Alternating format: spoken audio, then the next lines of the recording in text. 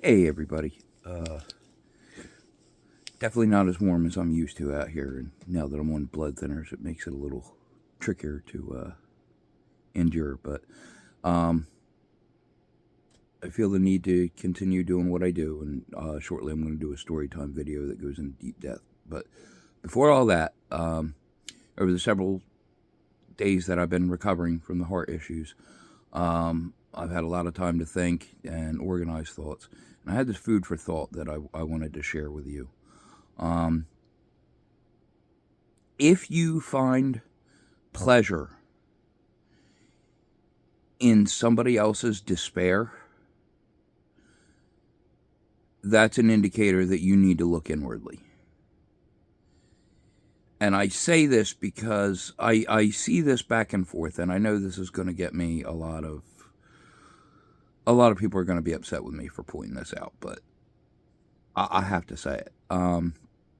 Because what brought this thought on is I have a lot of friends that are movie and show critics online, and they do it either for fun because it's something they enjoy, or it's something they're good at and it helps supplement their income. Either way, I fully support what they do. But I've noticed this cycle for the past few years. These movie studios, these big corporations, are buying the rights to these, already well-established franchises, and they're creating new content based on these old intellectual properties, IPs. And they're excited when they announce, "Oh, we're changing this. This is going to be different than you're used to. We know this is going to make some people uncomfortable," and they're happy about that. And then the movie comes out, and the numbers speak for themselves. They're flopping left and right. People are not happy with it. But then we get the opposite end coming out, and they're happy. Like, look, you didn't listen to us. You're flopping, and we're happy about that. And it's a vicious cycle that continues.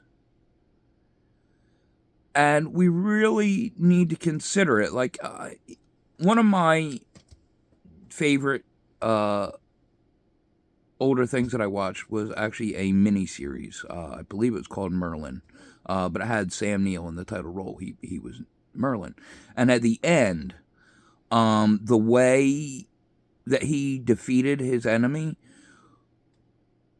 was simply to ignore them.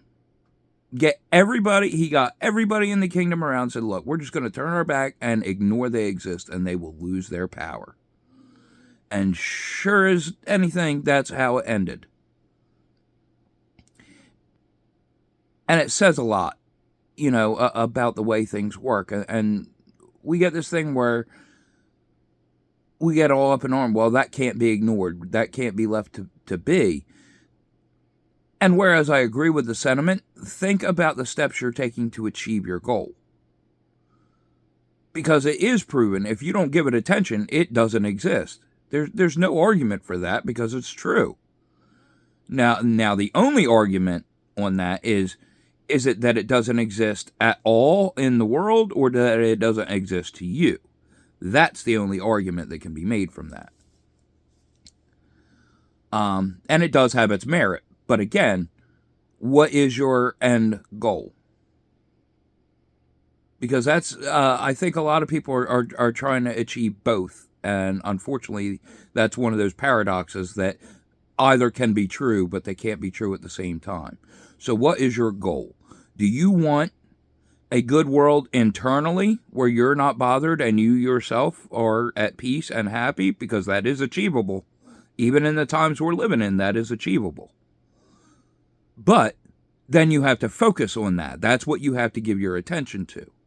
Or the other side of that coin, because again, I'm very, you got to look at both sides of it, is, do you want an entire world that is good for everybody so nobody has to worry about it? And again, if you put your attention on it, that's a harder to achieve goal, but it is still achievable. You just got to that's why I do what I do. And again, I'll go more into that in my next story time, which will be shortly after the recording of this. But again, my main focus is I got to get this point across. If somebody else's displeasure brings you contentment, just question that. I'm not saying you're a horrible person. Please don't take it that way. Just consider, what is the point of logic that you follow? Because we like to overcomplicate things. And in that overcomplication, that allows a justification that should not exist. We make exceptions to rules because of these overcomplications. And in order for rules to be fair, they have to be followed by everybody equally. Just some things to think about, folks. All right, so I got a couple of these that I had in mind, and I'm going to try and push myself. It's very cold. I'm very uncomfortable, right now. But again, I'll get to the story time and I'll explain, why I'm still doing what I do. But please think those things over for me, all right? Thanks. Have a good one. See you in the next one.